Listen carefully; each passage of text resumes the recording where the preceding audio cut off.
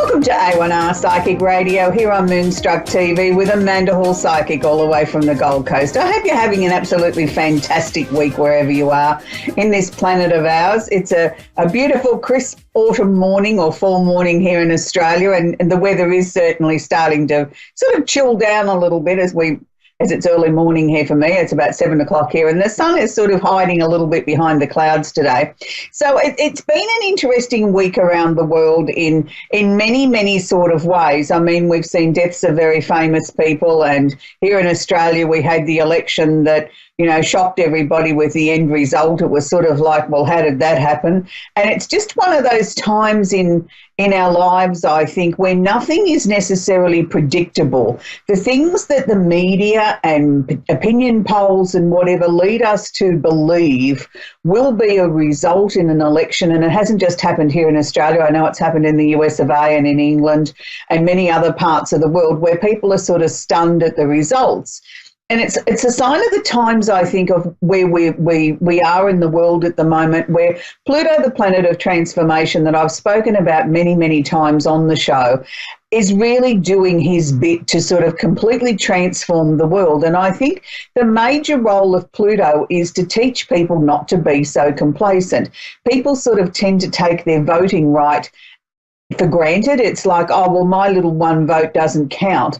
I'll just put a mark here and be done with it. I just want to get it out of the road. And I think that's what we're seeing now, is people sort of following, you know, well, that's the first piece of paper I got as I walked into the polling booth, that'll do. And then they're not happy with the result. And it's like, surprise, surprise, surprise. You know, you do have a lot of power in your one vote.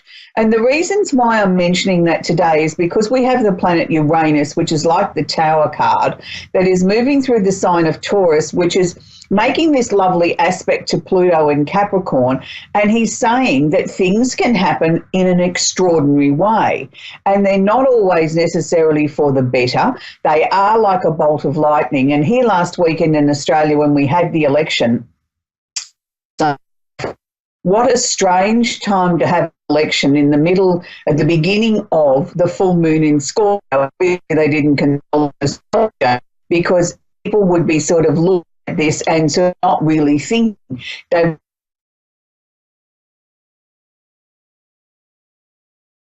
what happened.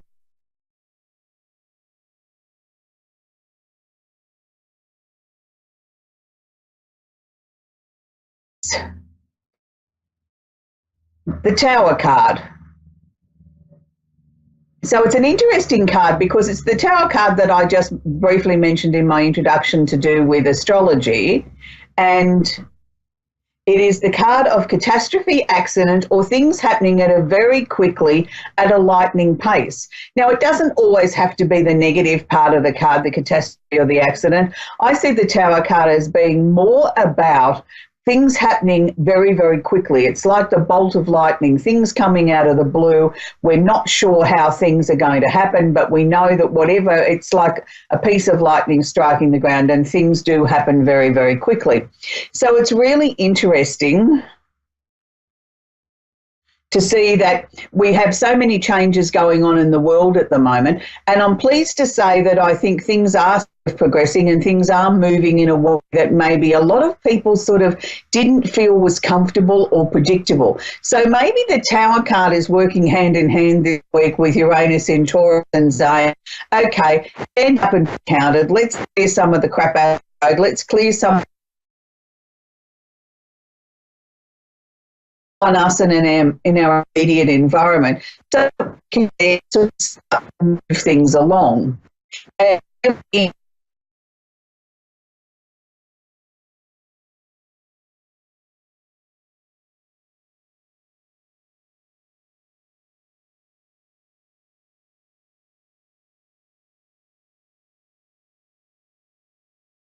around the actors, and because the actor series was so important. And also I got a lot of positive feedback from that, where people were sort of saying to me, that they really enjoyed it and they wanted to sort of continue on with the Actors series, that I've decided that we'll continue on with that. So we're back to Aries, and we're back to the male sign of Aries. And this week I'd like to talk about, maybe take it a little bit differently. We tend to think of actors as being on the big screen and in big feature films and being sort of really important, famous people in that way, but I think we sometimes tend to forget that some of the world's greatest actors actually work in a day job where we call them soap operas or the soapies on the television, that we tend to sort of forget that these people play a very, very big role in our acting industry right around the world. And some of these people are probably more famous in their own right or been consistently in jobs for over 30 years, which this day and age it's pretty hard to hold a job down a 30-year industry in any job, let alone in a cutthroat industry like the acting industry. So I'm pleased to talk about today the one and only Eric Braeden. Now, for many people, they would say, who? What? I don't think I know him. He's been in many, many feature films. He's been in many television series, and he was naturally born in Germany, but he's lived in the US of A and made that his home for a very, very long time. And for those of you that are old enough to remember very early television series like Rat Patrol, he was the lead actor in Rat Patrol. He played German soldiers in many, many feature films and everything, but I think he's probably the best known, and you'll know who I'm talking about when I say this, is the one and only Victor Newman on the very, very long-term soap out of the USA, and I still believe it's still number one and has been for many years over there, on The Young and the Restless. And he plays the one and only Victor Newman, the one that you love to hate.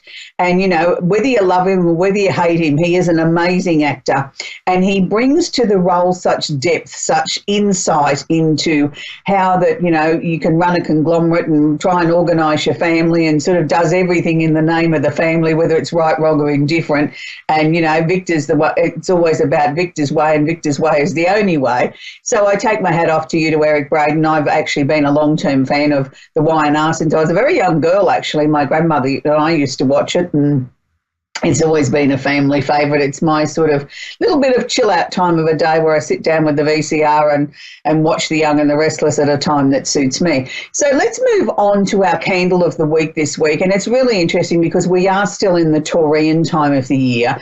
And the Taurus time of the year to me is about focus on money and things that are important to us, and sort of looking at our value systems and sort of slowing down a little bit, smelling the coffee, smelling the roses, and sort of saying to ourselves, well, okay, it's time now that we've got to really sort of take a long, hard look at where our finances are going in the next 12 months. So very aptly this week, I've chosen the candle that represents wealth. Now, I must say to you that we have had such a run on wealth candles, I haven't been able to keep enough in production. So this week, the only ones I've got to talk about on camera are our little mini gift box set with the 3 wealth candles in it. The wealth candles have just flown off the shelf in the last 6 weeks. It's just been, I've never seen so many people in all the time we've been working selling candles out of the store, have I seen a candle move so fast. And it's just sort of like every time I turn around, there was another order for a couple of wealth candles flying off the shelves. So that's a good indication, I think, that, you know, the candle is actually working with the star sign of the year.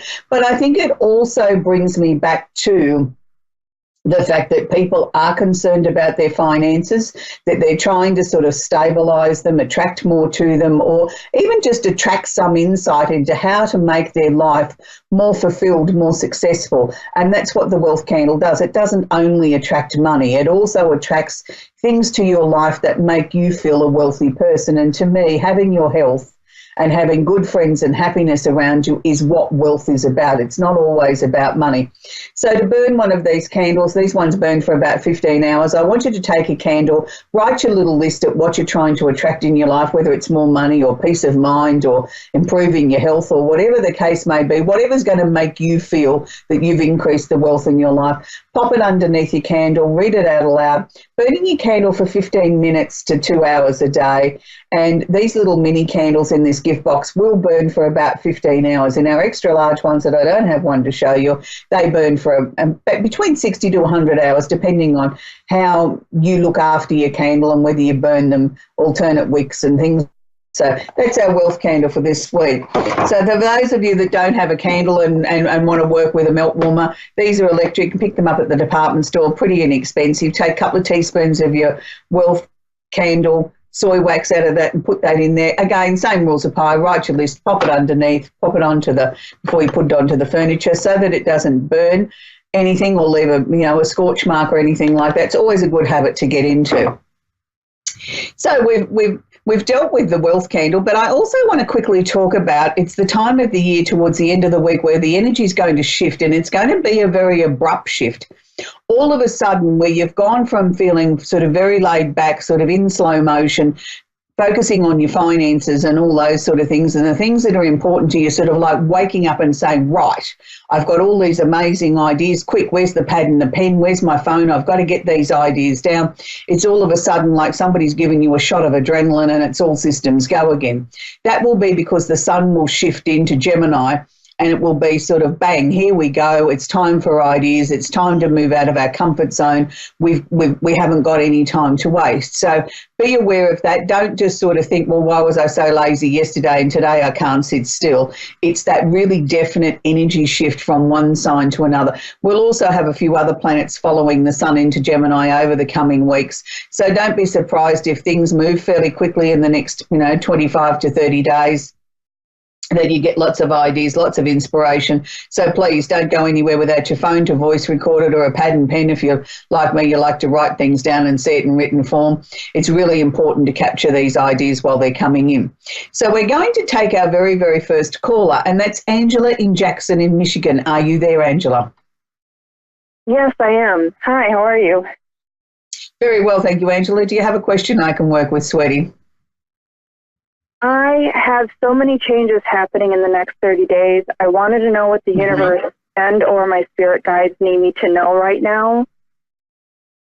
Okay, well, the first thing that they're showing me is, yes, there is definitely changes. I agree with you. But some of these changes are really final, aren't they? It's sort of like they've been a long time in coming. We can get them to this point that we can say that's crossed off the list. I've completed that. In no uncertain terms, it's like you haven't left anything undone. I feel that's the important message, that you've got to understand that you really have worked hard to bring about these changes and to move your life forward, and it's a good thing. I don't feel uncomfortable with it. Has it been sort of difficult on the emotions in the last week with, leading into all these changes? Yes, they have been, and there's a lot of concerns. So hearing that message from you really helps put that a little bit more at ease. Good, because they were showing me sort of was almost like a slideshow. It was like boom, boom, boom, boom, boom, boom, boom, with the different sort of things that were sort of coming in and out of your mind at sort of record pace. It was almost like I was having a slideshow of the completeness of your life, and it was like I didn't have time to stop anything and grab hold of it and say, well, I don't know whether I've completed that or I've done this or I've done that. I think it was just a way to show you how much you've progressed as a person. And we all do progress and grow as we move through our lives. But I think as we get, dare I say, more mature rather than older, I feel then we start to second guess ourselves a little bit more. Am I really completing this? Is this really right? Or did I just imagine what I was doing, or was it just because it felt right to me and to hell with everyone else? And I think we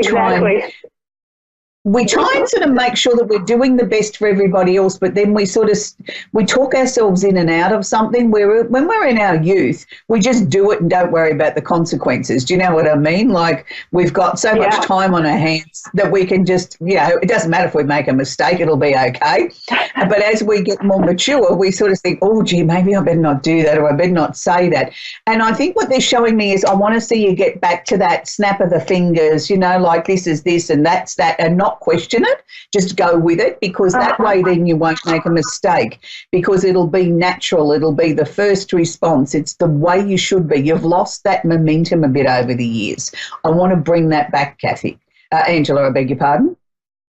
Yes, this is exactly what I needed to hear, because it takes all the questions and really gives it a whole answer that kind of blankets everything. Good, because I think you're going into an extremely exciting period, and I don't want you to miss a thing by sitting there wasting time, in a sense, second guessing whether or not you've made the right choice or the right decision, or the right direction that you moved into. I want you to be sort of decisive and say, well, that was my first thought. That's the way I went. Bang, let's go. Next. And sort of keep the momentum going so that we can achieve everything and more than what you've got set out, which is good. I think it's really exciting. I'm very excited for you, Angela. What's your star sign? I'm excited again. Thank you. And what's your star sign out of curiosity, Angela? Virgo.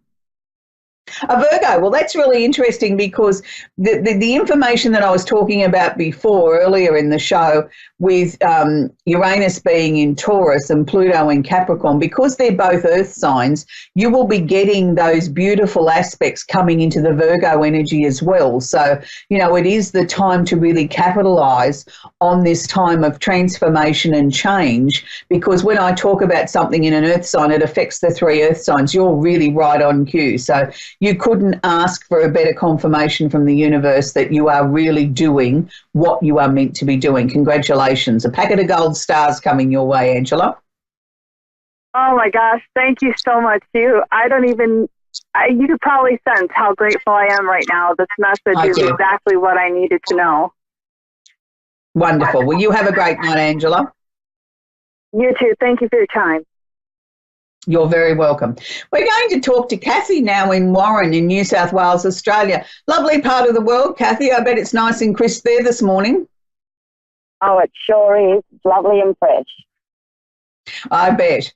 Have you had any rain out in those parts lately? No, definitely not. We're on some really harsh water restrictions at the moment, and probably got about another 6 months left of water supply from our local dam. So, well, let's hope and pray for some rain for you, Kathy. I know how difficult it is when we get very severe droughts here in Australia. It's really gut-wrenching, isn't it? And I mean, to see everything around you just dying off is heartbreaking. But anyway, that wasn't why you were making the show. Yes. How can I help you? Do you have a question for me, Kathy? I just want to know, does my father-in-law have a message for any of us? Okay, it's really difficult with such a short space of time to sort of say that I can sort of get in contact with who you want to contact on the other side. But do you have a direct question that I can answer? And if he wants to contribute, he will come through with that question. Yep. Is he at peace now? And, Darling, I've never had anybody come through to me that tell me that they're not at peace when they go through to the other side. So that's a definite yes. Everybody that goes through to the other side finds peace, whether they took their own life, whether they died in an accident, whether they died of a serious illness, or they just died of plain old age. Nobody's ever come through to my knowledge and said, I hate it over here and I'm not at peace and I'm not happy. I think it's our perception here on earth that we tend to sort of think, oh, my goodness, I wonder if they're okay. Things weren't great before they left us. I didn't get a chance to say goodbye, or whatever the case may be. And that's all very human stuff. And I'm not saying it's not important. But what I'm saying is they are always okay on the other side. Just because they don't choose to make a connection with us or a connection that we can recognise doesn't mean they're not with us. What we also have to understand, and I quite often talk about this, is when we lose somebody, we've lost one person. They, on the other side, have lost all of us. So their grieving process is much more severe or more intense, if you want to look at it that way, because they've lost everybody. We've lost one person.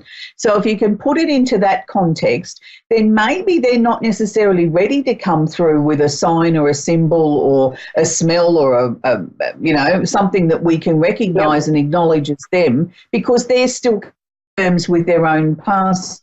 It doesn't mean even if someone was ill and gravely ill for a long time, that doesn't, it doesn't work that way. Just because we know it's our time doesn't mean we're accepting of it. Yeah.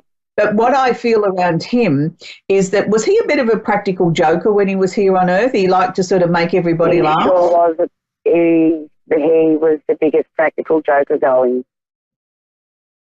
Yeah, because he was just showing me sort of silly things, like he was trying to get my attention in a silly way. And, that's why I assume he hasn't lost that, let me assure you. I don't think it's going to be too long before he starts doing a few little things that people will acknowledge and say, my goodness, that's definitely him, because he's doing things that he would have done here on Earth, or moving things to annoy people. If someone in the house is very fanatical about their photos all being lined up and straight and, being neat and tidy, he'll come along and move them sideways or something because he knows it annoys the living daylights out of you. And that's his way of still being a practical joker, or turning the photo upside down because he knows you don't like people standing on their head. He hasn't lost that sense of humour. He keeps telling me, though, that everybody else was shocked that he was going. He wasn't. Yeah. Yeah, because he certainly believed he'd outlived his welcome a long time ago. He keeps telling me he thought he was going 20 years before he actually departed. Oh, God love him. That makes but I think sense. I think it's again his sense of humour. Like people often say only the good die young, and he says, well, I shouldn't have gone, I should have gone a long time ago because I was a perfect angel. I don't know if that was quite true, but anyway, that's his you might be pulling your leg there.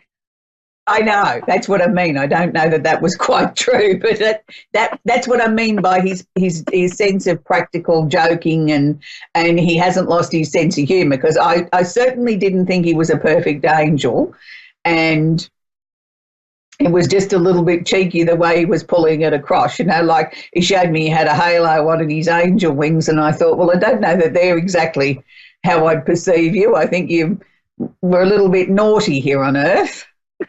Oh, I reckon he may have been. Yes, but he certainly hasn't lost his sense of humour, and he's certainly around you. Now, look, I don't know how this fits in, and I'm going to tell you this, and please don't be offended with what I'm going to say, but he's telling me he wants you to get an Indian headdress and jump around the place, going like Hiawatha, going whatever Indians do, and that'll make it rain. Now, I don't know whether that's one of his ways of being. Yes, he would say something like that, for most definitely. Yeah, so, just talk to him. He's, he can hear you, and, it doesn't always have to be, you can tell him you're fed up with things today and have a few choice words to say, and, tell him you're looking for the right feathers for your Indian headdress to make it rain. He might have some suggestions where you can get some. Yes, most definitely. I hope it rains for you very, very soon, Kathy. I know how desperate it is out in those parts. And, we definitely need some more rain in parts of Australia where we are facing some severe drought. So anyway, have a great week, Kathy, and lovely to talk to you. So it's been an interesting week. As I said, we've all had some major changes around the world. So I hope whatever you've been doing in the last 7 days, that you really did work with the energy of the full moon in Scorpio. I know it's the hardest full moon of the year, and lots of people, my inbox was overflowing with people saying, I don't know how to handle it, what's wrong with me, why am I in this, why is this, why is that. Thank goodness we don't have another one for 12 months, which is amazing. But, let's all get excited and look forward to the energy shift into Gemini. I know I will, because it means everything will start to run a little bit more smoothly. And if you've been concerned with it's been feeling a little bit like Mercury retrograde where no communication's been getting through, please let me assure you, you're not the only one.